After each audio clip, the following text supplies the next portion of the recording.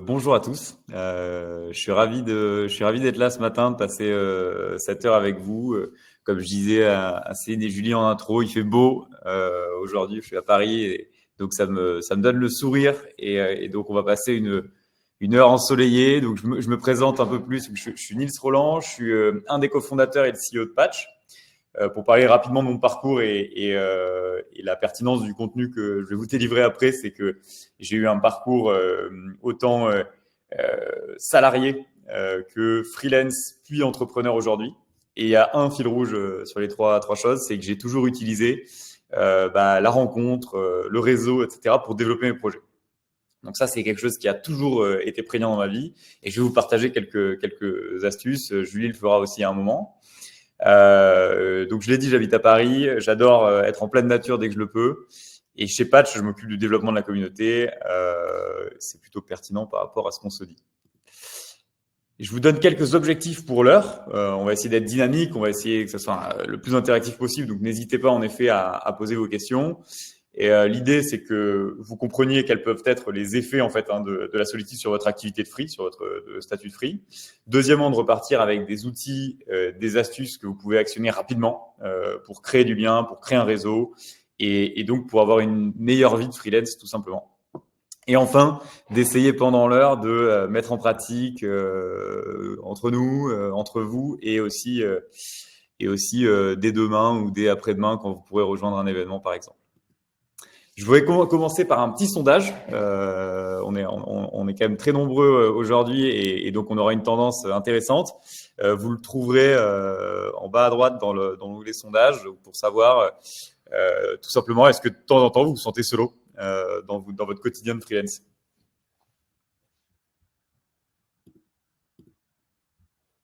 Voilà, donc je vous laisse voter. Je vois que ça augmente.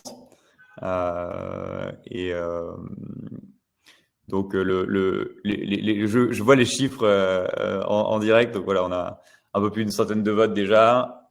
J'attends quelques secondes pour dépouiller. Mais la tendance est très forte sur le oui. Alors je vais vous donner les chiffres globaux pour vous donner une idée. L'idée d'un point de vue général, ça dépend des profils, ça dépend comment vous organisez, etc. Il y a 40% des freelances qui ressentent parfois de la solitude. Voilà, alors vous êtes 84% là sur les votes, donc c'est énorme et on va parler de ça aujourd'hui. On va parler des effets que ça peut avoir, mais aussi toutes les solutions qui existent. Et dans ces personnes qui ressentent de la solitude, il y en a la moitié qui pensent que ça a un impact sur leur activité.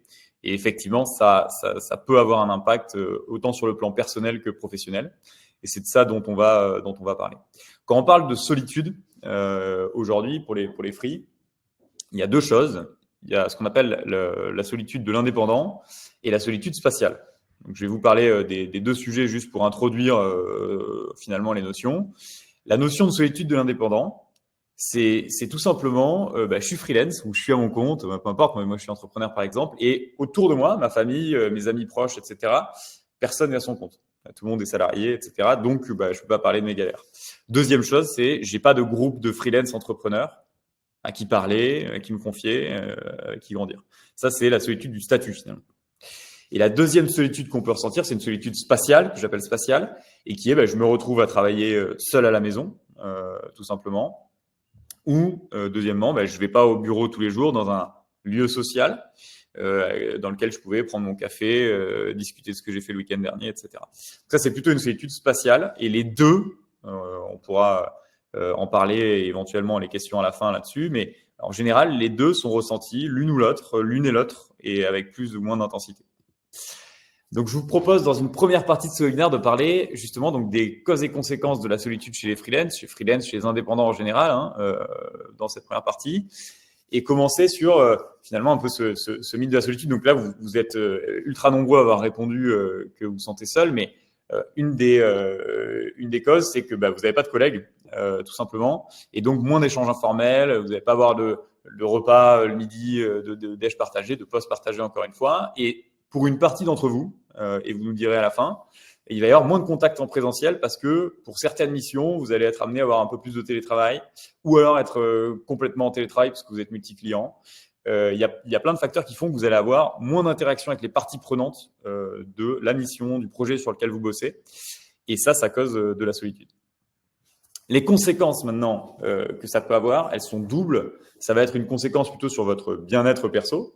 Et donc là, on sait qu'il y a 40% des free sur lesquels, si cette solitude, elle n'est pas finalement appréhendée, résolue, maîtrisée, on va avoir un impact sur la santé mentale. Donc ça, c'est quelque chose sur lequel il faut être ultra attentif d'un point de vue perso, évidemment. Et le côté pro, c'est que vous allez être moins productif. Ça, c'est démontré par de nombreuses études. Le fait de s'isoler va un peu moins vous stimuler. Voilà, vous avez moins l'émulation des autres, tout simplement. Et donc, ça vous fait une baisse de productivité. Ça, c'est le cas pour 40% des free. Et je vais vous parler aussi d'un troisième truc qui est très important dans le facteur de solitude, c'est que on se rend pas forcément compte dans nos vies actuelles qu'on est seul. La raison pour laquelle on se rend pas forcément compte, c'est qu'on est très sollicité. On est sollicité parce qu'on a notre téléphone dans les mains sans arrêt, on a les réseaux sociaux, on a beaucoup de choses qui nous amènent à penser que on est occupé. Et donc, quand on est occupé, on pense qu'on n'est pas seul. Et en fait, il y a 6 problématiques dans les relations qu'on peut créer dans le virtuel. Quand on est dans le monde professionnel, on peut penser par exemple à LinkedIn, tout simplement, et beaucoup d'entre vous sont peut-être aussi sur Instagram pour promouvoir votre activité.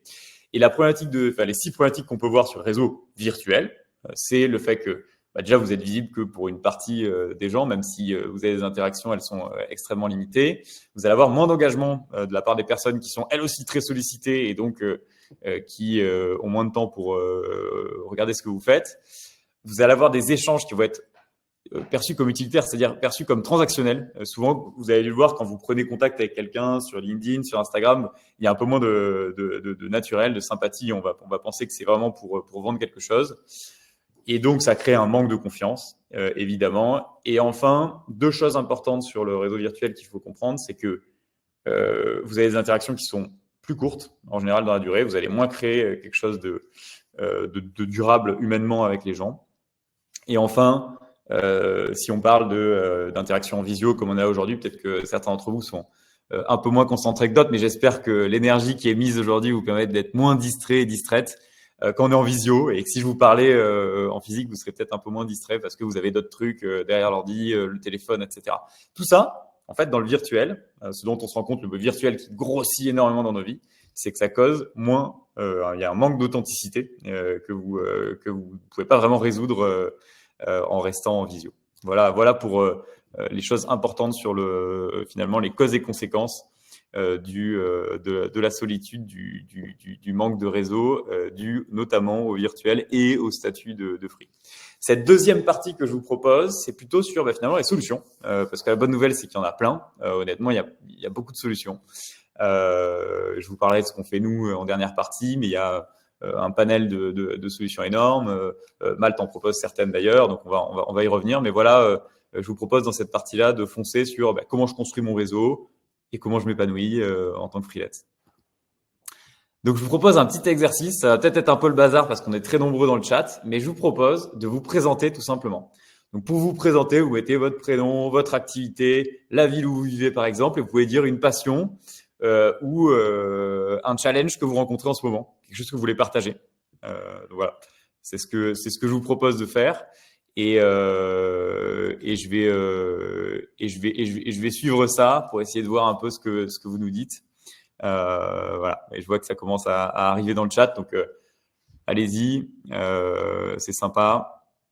Je vous donne encore 30-40 secondes pour participer, pour expliquer ce que vous faites.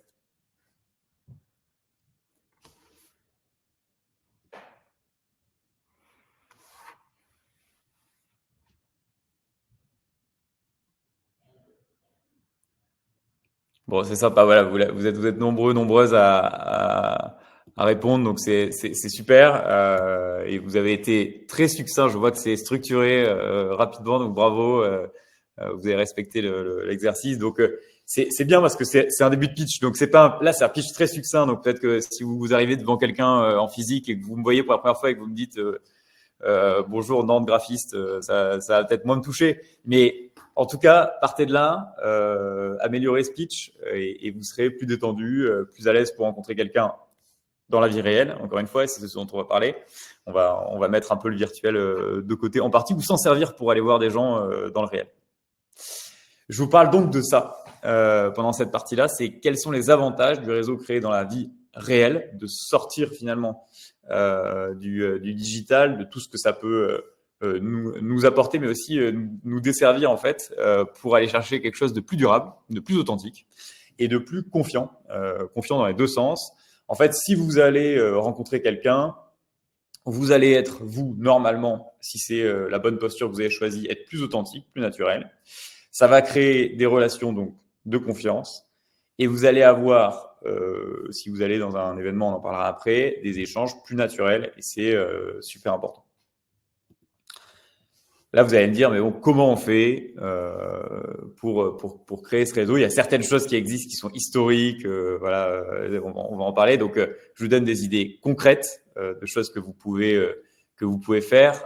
Donc, concrètes, il y a des trucs, comme je disais, historiques. Les afterwork, les meet-up peut-être, et je pense que certains d'entre vous connaissent très bien. Des conférences, et je vais donner des exemples après. Donc, afterwork, meet-up, il y a la plateforme qui est éponyme, meet-up, qui marche bien. Il y a Eventbrite, où il y a des choses qui sont organisées, la partie Afterwork et Meetup, et aussi certaines marques locales. C'est le cas de Malte, où vous avez des After Malte, par exemple. C'est un début. C'est comme ça qu'on va rencontrer du monde, etc. Mais il en existe énormément. Sur les conférences, certains d'entre vous connaissent peut-être Go Entrepreneur, Vivatech, qui est maintenant hyper connu en France. Le salon SME, par exemple. Oui, il y en a plein. Donc, des grandes conférences qui vont pas forcément vous aider si vous allez voir l'énorme conférence de je sais pas quel corporate qui va vous raconter sa stratégie. Mais en revanche, il y a d'autres personnes comme vous qui se déplacent. Il y a d'autres plus petites entreprises qui y vont et donc vous pouvez créer du lien, du réseau, des opportunités grâce à ça et je vous engage à le faire. Il y a d'autres choses un peu moins connues qui arrivent maintenant, les dîners de networking, donc des dîners où vous allez pouvoir rencontrer du monde, les cafés dans le même type, certains webinars. Là, vous voyez, bon, alors c'est pas physique, mais vous êtes finalement tous ensemble rassemblés autour d'un webinar, donc c'est une manière d'approcher du réseau. Et ensuite, les retraites ou type bootcamp pour entrepreneurs, c'est-à-dire je m'en vais pour un séjour où je vais me retrouver avec d'autres entrepreneurs qui finalement acceptent de partager du temps avec moi. Donc pour ces événements un peu plus, je dirais, au type séjour, dîner, etc. Ça va être des plateformes comme la nôtre, par exemple, ou aussi sur les dîners très spécifiquement, je pense à Timeless, mais là, vous allez retrouver un peu du tout venant et pas uniquement des personnes qui vont vouloir créer du business, des opportunités, etc. Donc, voilà pour quelques éléments qui vous permettent de créer du réseau dans la vie réelle. Ensuite, ce qui est important, quand vous avez identifié des événements, des opportunités d'aller rencontrer du monde, c'est de préparer ces événements. Si vous ne les préparez pas, vous foncez à Vivatech tout seul ou toute seule, ça va être très probablement un échec. Donc, ce qui est très important à faire, c'est de préparer. Donc, pour préparer, il y a un des trucs qui peut être sympa, si c'est des petits événements, c'est de vous présenter aux gens qui organisent, de rentrer en contact avec eux, que ce soit virtuellement ou quand vous arrivez à l'événement, pour expliquer vos attentes, pour comprendre comment l'événement va se dérouler, pour que vous puissiez être à l'aise sur place. Enfin, c'est si vous pouvez, ça dépend des plateformes. J'ai montré juste avant Luma, je crois que c'est le cas aussi sur Meetup. Vous avez la liste des participants qui sont inscrits aussi au même événement. Si vous les identifiez, que vous allez prendre contact avec ces personnes en amont de l'événement sur LinkedIn, par exemple, on y reviendra après. En les identifiant, vous allez créer déjà un contact et vous allez préparer votre événement. Enfin, quelque chose de très important, et ça c'est le cas pour tout ce que vous faites, je pense, dans la vie, mais il faut toujours le savoir, pourquoi vous le faites. Définissez pourquoi vous allez à l'événement. Si vous y allez pour trouver une mission, si vous y allez pour rencontrer d'autres freelances de votre secteur, si vous y allez pour apprendre quelque chose, sachez pourquoi. C'est ça qui va être la clé de définir ensuite les actions, les mises en relation que vous voulez avoir. C'est extrêmement important. Et enfin, dans cet événement, vous y participez activement. Ça veut dire, si vous faites une conférence, etc., poser des questions. Ça veut dire apporter des choses aux autres. Ça veut dire discuter. Ça veut dire y être, évidemment. Si vous vous inscrivez et que vous n'y allez pas, ça marche pas. Donc, participer activement à ces événements, c'est très important. Troisième partie, c'est le cas pour, j'imagine, une certaine partie d'entre vous. Peut-être pas tout le monde, mais et moi, ça arrive. Je suis quelqu'un d'assez extraverti, mais j'ai des moments de timidité. Donc, pour casser cette timidité, il y a des méthodes. On n'est pas obligé d'être tous ultra à l'aise pour rencontrer du monde. Ces méthodes, elles sont très simples. C'est en amont de l'événement. Je vous engage, si vous pouvez, on vient de dire que certaines plateformes, certains événements vous permettez de voir qui est à l'événement après. C'est d'écrire aux participants en amont.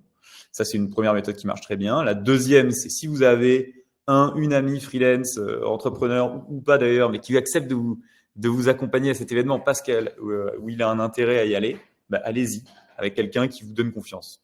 C'est beaucoup plus agréable après pour sortir de la zone de confort.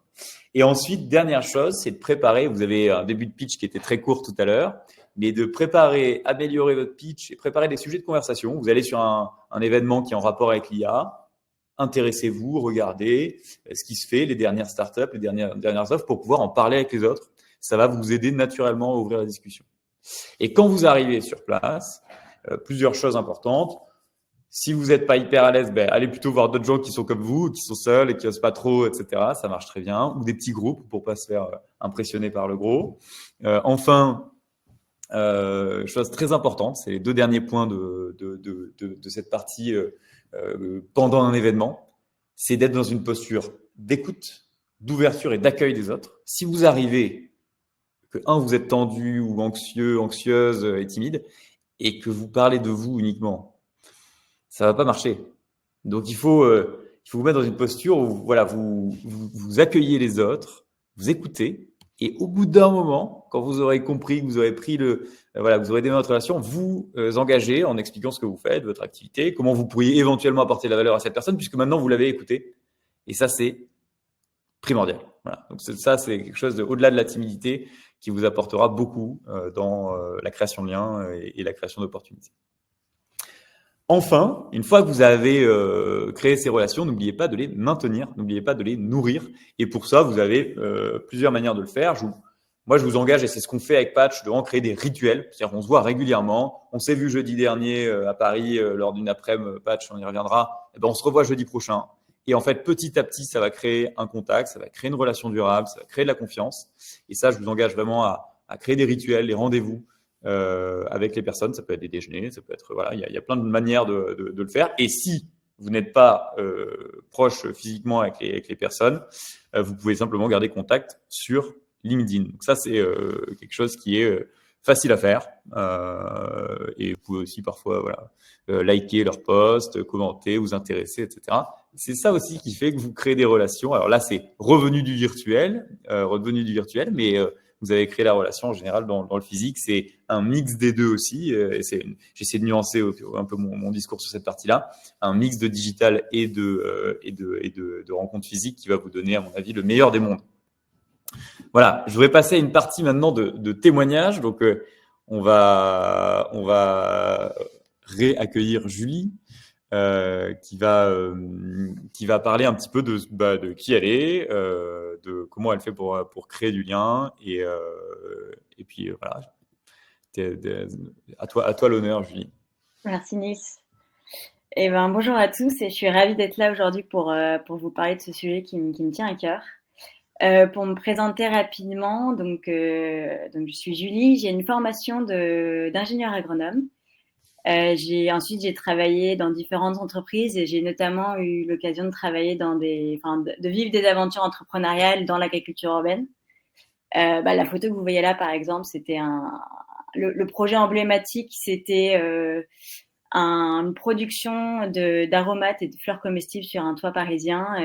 On produisait ça, c'était en hydroponie, donc c'est-à-dire que les plantes, les racines des plantes, au lieu qu'elles soient dans de la terre, elles sont dans de l'eau qui est enrichie en nutriments.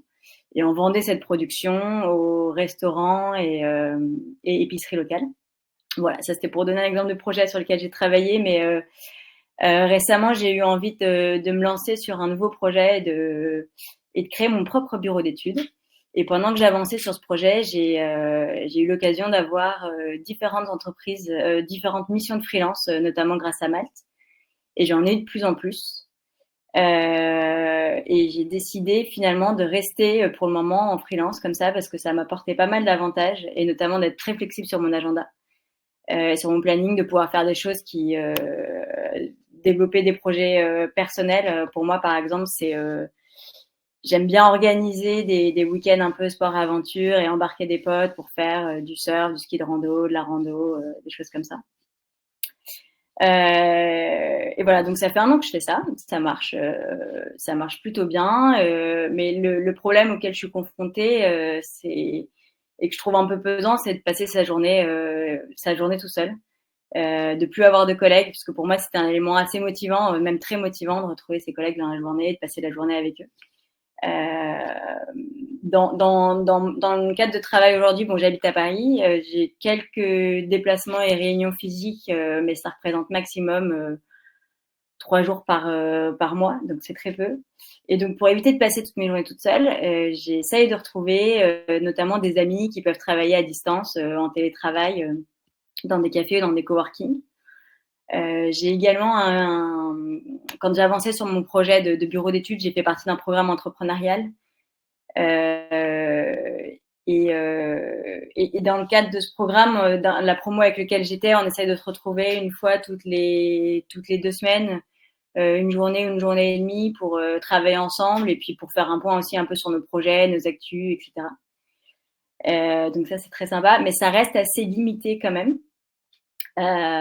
Pour l'instant, moi, j'ai fait le choix de pas prendre un abonnement dans un espace de coworking parce que même si ça répond à un de mes sujets qui est d'avoir un véritable espace de travail en dehors de chez moi, l'expérience que j'en ai eue, c'est de quand même passer ma journée globalement seule, parce que les gens sont là pour travailler, ce qui est normal.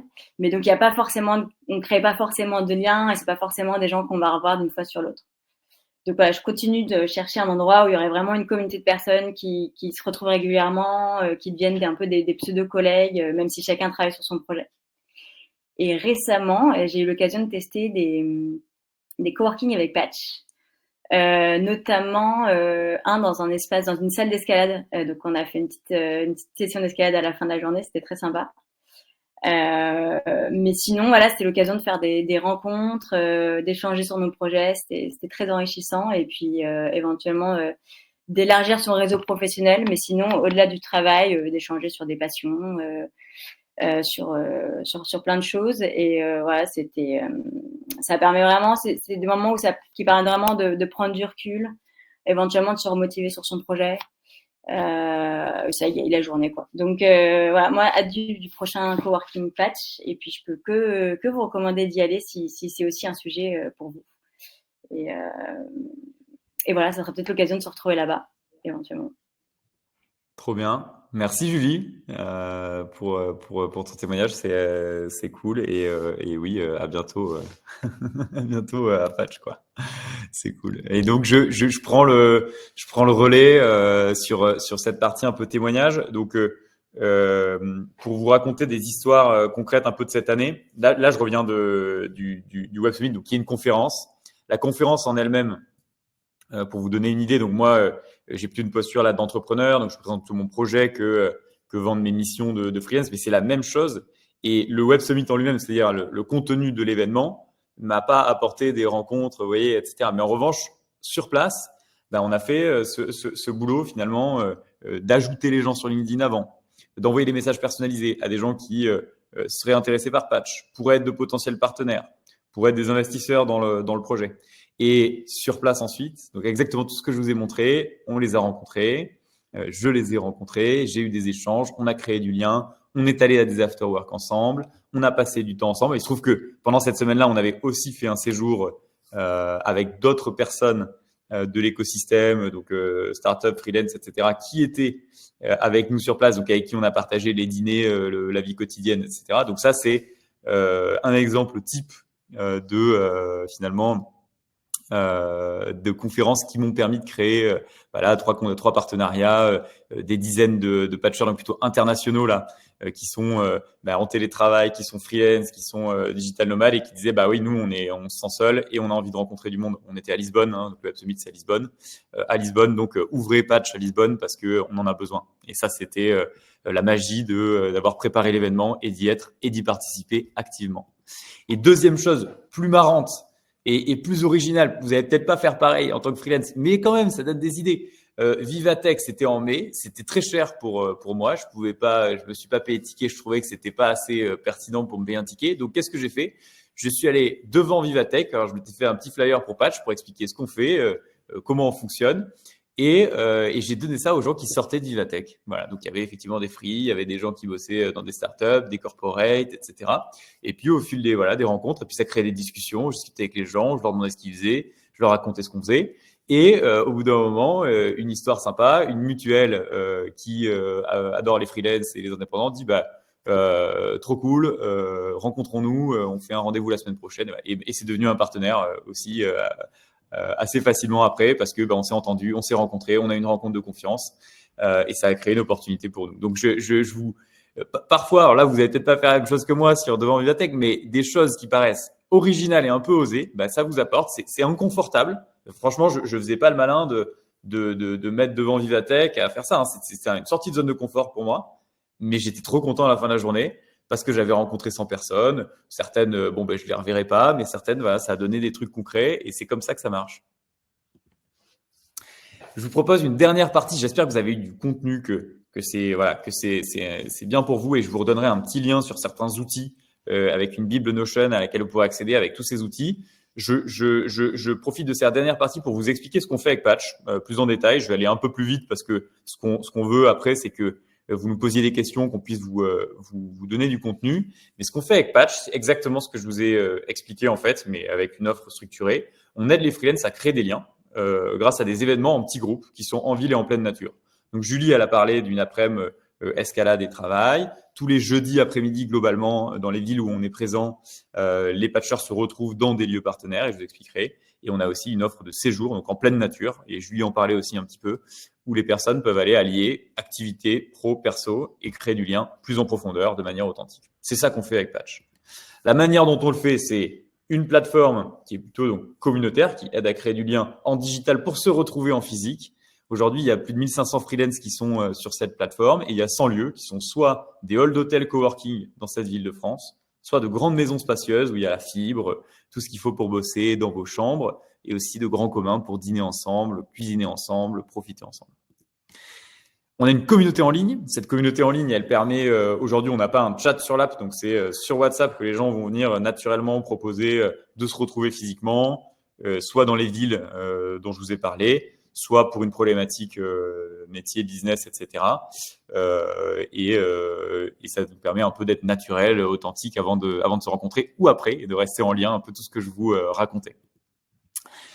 Si on prend les journées et ce qui se passe en ville, donc Patch, c'est dans 7 villes de France. Vous voyez ici Lille, Paris, Nantes, Bordeaux, Lyon, Toulouse et Marseille. Dans ces villes, il y a un ambassadeur ou une ambassadrice et il y a un groupe de personnes, donc de freelance, qui vont pouvoir se retrouver. La structuration est faite donc c'est pour les jeudis après-midi. Vous vous retrouvez dans un lieu entre 4 et 10 freelance. Et l'idée, c'est d'échanger. C'est pas forcément l'endroit où vous allez être le plus productif, ultra focus sur votre ordinateur, mais vous pouvez tranquillement rencontrer du monde en ayant prévu de retrouver un groupe dont vous allez oser, parce que vous êtes là pour ça, juste vous présenter, dire vous êtes là pour le patch day, ok, et donc c'est facile de se parler. C'était pour ça qu'on est venu. Donc, il y a moins d'anxiété sociale, il y a moins de timidité dans cet exercice. Donc, ça, c'est les jeudis patch, c'est vraiment le rendez-vous, le rituel que vous pouvez retrouver toutes les semaines avec nous. Enfin, ça, c'est pour l'instant en déploiement à Paris sur les villes, c'est les dîners. Donc, on a des dîners qui sont à peu près de 6 personnes dans des restaurants. Donc là, on vient de le mettre en service à Paris. Ça arrivera dans les autres villes après. Là, c'est pour des gens qui n'ont pas le temps de passer une après-midi le jeudi et qui ont envie quand même de rencontrer du monde et ont besoin de rencontrer du monde. Donc là, vous vous mettez autour d'une table, autour d'un bon dîner et en même temps, vous faites du réseau, tout simplement. Et la dernière partie, qui est originale de notre offre et qui nous a fait connaître, peut-être que vous nous connaissez grâce à ça, ce sont des séjours qu'on appelle de workation, de co-living. Donc, c'est partager une maison, c'est un peu comme si vous êtes dans une maison d'hôtes. C'est partager une maison soit autour d'une thématique, sport, bien-être, yoga, surf, ski, rando, etc. Un peu ce dont parlait Julie tout à l'heure. Ça, c'est des séjours qui sont en général plutôt courts, une semaine. Ça marche très bien. On a beaucoup de séjours à la montagne, etc. ou en bord de mer, dans le sud-ouest, notamment de la France, mais aussi à l'étranger. C'est aussi les thématiques métiers. Donc, par exemple, un séjour pour tous les freelance SEO. C'était à Osgore aussi il y a 1 mois et demi, tous les freelance no code. Je ne sais pas si Elina et Camille sont de la partie aujourd'hui, mais elles ont organisé ça d'une main de maître et donc ils ont pu les freelance sont échangés sur les méthodes Webflow, no code, etc. Donc ça c'est absolument génial. Et dernière possibilité, c'est des séjours un peu plus longs pour des gens qui ont moins d'attaches, plus de facilité à partir à l'étranger longtemps. Là c'est l'exemple de 1 mois aux Canaries où vous allez pouvoir voilà, vraiment profiter du lieu. On est plutôt dans le côté vacances, mais en même temps continuer à bosser parce que vous êtes free et si vous arrêtez de travailler, vous n'avez pas grand-chose qui rentre tous les mois et je sais ce que c'est.